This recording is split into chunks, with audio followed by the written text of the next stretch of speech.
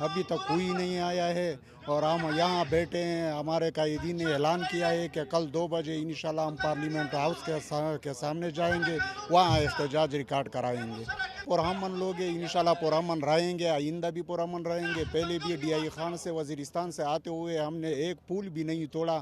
ہم بالکل پرامن یہاں پہ آئے ہیں اور یہاں پرامن رہ رہے ہیں۔ اسکول کے بچے اسکول جا رہے ہیں، اور ٹرانسپورٹ بھی ویسا چلتا ہی ہے، بند نہیں ہوا ہے۔ ابھی تک ہم نے کسی چیز کو نقصان نہیں پہنچایا ہے۔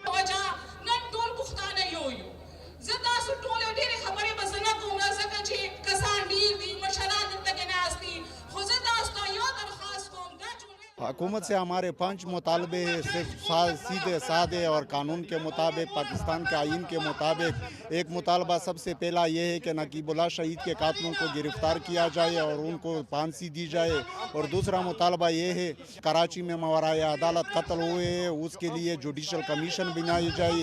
جو تیسرا مطالبہ یہ ہے کہ وزیرستان میں اور فاٹا میں جتنے بھی لینڈ مائنز لگائے گئے ہیں ان کو صاف کیا جائے، اور چوتھا مطالبہ یہ ہے کہ جتنے بھی گمشدہ لوگ ہیں، لاپتہ لوگ ہیں، ان کو بھی بازیاب کرایا جائے، اور عدالت میں پیش کر کے جن پہ مقدمات ہو